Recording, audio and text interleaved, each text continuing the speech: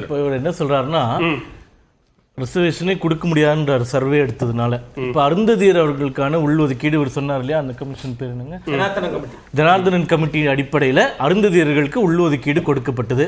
அது வந்து சென்ட்ரல் சென்சஸ்னால எடுத்தது இல்லையே, மாநில அரசாங்கம் எடுத்த சர்வேயின் அடிப்படையில் மக்கள் தொகை வாதங்களை நீதிமன்றங்களில் வைத்து அந்த உள்ஒதுக்கீடு பெறப்பட்டது. ஆகையால் நீங்க வந்து சென்சஸ் இல்லாம சர்வே எடுத்தா உள்ஒதுக்கீடு வாங்க முடியுமா முடியாதான்றது கேள்விக்கு தமிழகத்தில் கருணாநிதி அவர்களே ஒரு பேசிக் டேட்டாவை அடிப்படையா வச்சுதான் மாநில அரசு எடுக்கக்கூடிய அந்த சர்வேவின் அடிப்படையில் நீங்க சொல்லக்கூடிய இந்த இடஒதுக்கீடு என்பது கொடுக்கப்பட்டது. இப்போ சூழல் அப்படி இருக்கா இல்ல நீங்க சொன்ன பீகார்ல நடந்தது அந்த அடிப்படையில்? கேள்வி ஒண்ணுதாங்க, அருந்ததியர் உள்ஒதுக்கீடு நம்ம வாங்கி வச்சிருக்கோம் தமிழகத்துல, கருணாநிதி அவர்கள் வாங்கி வைத்தார். அது மத்திய அரசினுடைய சென்சஸின் அடிப்படையில் உள்ஒதுக்கீடு வாங்கப்பட்டதா மாநில அரசினுடைய கேஸ்ட் சர்வேயின் மூலம் வாங்கப்பட்டதா அப்படின்ற கேள்விக்கு பதில் வந்து மாநில அரசினுடைய கேஸ்ட் சர்வே மூலமா தான் பெறப்பட்டது. ஆகையால் நீங்க தமிழகத்துல கேஸ்ட் சர்வே எடுப்பதற்கு உங்களை யார் தடுத்தது?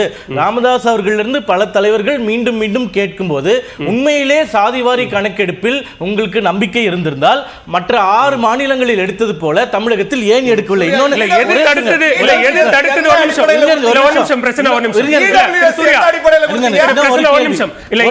எது தடுத்தது அப்படிங்கறது தாண்டி இதை மத்திய அரசு தான் செய்ய வேண்டும் அப்படிங்கறதுல ரொம்ப தெளிவா இருந்தது தமிழ்நாடு அரசு. முதல் வாய்ப்பு இப்பதான், முதல் சென்சஸ் நாங்க இப்பதான் எடுக்கிறோம். 11ல காங்கிரஸ் எடுத்தது. காங்கிரஸ் எடுக்கும்போது நான் அவனுக்கு கேட்கிறேங்க, 2010ஆம் ஆண்டு லோக்சபால பாராளுமன்றத்தில் திரு மன்மோகன் சிங் அவர்கள் 2011ஆம் ஆண்டு எடுக்கக்கூடிய கணக்கெடுப்பு என்பது சாதிவாரி கணக்கெடுப்பாக இருக்கும் அப்படின்ற உத்தரவாதத்தை கொடுத்ததோடு மட்டும் இல்லாம குரூப் ஆஃப் மினிஸ்டர்ஸ் கான்ஸ்டிடியூட் பண்ணாங்க. அதுல திமுக அமைச்சர்களும் இருந்தார்கள். 2011இல் கணக்கெடுப்பு எடுக்கும்போது சாதிவாரி கணக்கெடுப்பு ஏன் நடத்தவில்லை அப்படின்ற ஒரு கேள்வியாச்சும் அன்னைக்கு ஆட்சி அதிகாரத்திலிருந்து திமுக கேட்டாங்களா? அப்ப இவர்களுக்கு அதன் மீதெல்லாம் அக்கறை இல்லை. எதிர்க்கட்சியில் உட்கார்ந்த உடனே அவர்கள் ஆளும் கட்சியாக இருக்கும்போது செய்யாத விஷயத்தெல்லாம் நீயே செய்யல நீயே செய்யல நீயே செய்யல அப்படின்னு கேட்பது மட்டும்தான்.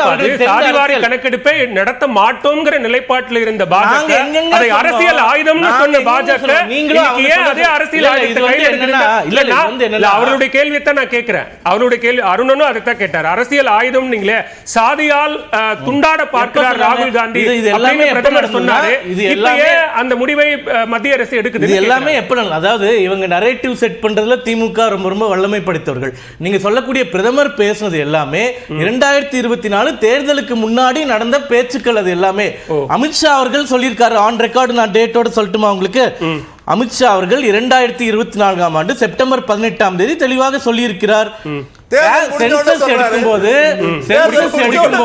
அதற்கான முடிவுகளை நாங்கள் அறிவிப்போம் சொல்லிட்டு. பிரதமர் என்ன சொல்றாருன்னா, இல்ல உண்மையிலே இவங்க கேஸ்ட் சென்சஸ் மேல அக்கறை எடுக்கக்கூடியவர்கள் என்றால் 2019 இருந்து 2024 வரைக்கும் 5 வருட காலத்துல தேர்தல் வரும்போது மட்டும்தான் கேஸ்ட் சென்சஸ் பத்தி பேசினாங்க. அதற்கு முன்னாடி ஒரு அறிக்கை கொடுத்ததாக வரலாறு இருக்கிறதா? கிடையாது. அதுக்குதான் பிரதமர் என்ன சொல்றாரு, தேர்தல் பீகார் சட்டமன்ற தேர்தல் வரும்போதுதான் சாதிவாரி கணக்கெடுப்பை அறிவிக்குதுங்கிறது. சென்சஸ் இப்ப எடுக்க போறோம், பூர்வாங்க நடவடிக்கைகள் எடுக்கப்பட்டு கொண்டிருக்கின்றது.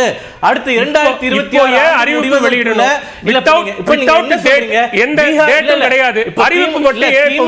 அஜெண்டா வந்து பீகார் தேர்தலுக்காக நீங்க எடுக்கணும்ன்றது உங்களோட அஜெண்டாவும் அதானா? இல்ல அஜெண்டா எங்களோட அஜெண்டா நீங்க எதுவும் செட் பண்ணாதீங்க சூர்யா. கேள்வி இல்ல, அதுதான் கேள்வி. பதில் என்ன சொல்ல விட மாட்டீங்க. இப்பன்னு சொன்னீங்களே, அது எப்ப? அது மட்டும் சொல்றேன். இப்பதாங்க கேபினெட் கமிட்டியை அப்ரூவ் பண்ணிருக்காங்க. உங்களுக்கு வந்து என்னன்னா காஸ்ட் ரிலீஸ் எப்படி பண்றோம்னு மணிரத்னம் படத்தோட ரிசல்ட் மாதிரி நம்மளால சொல்ல முடியாது.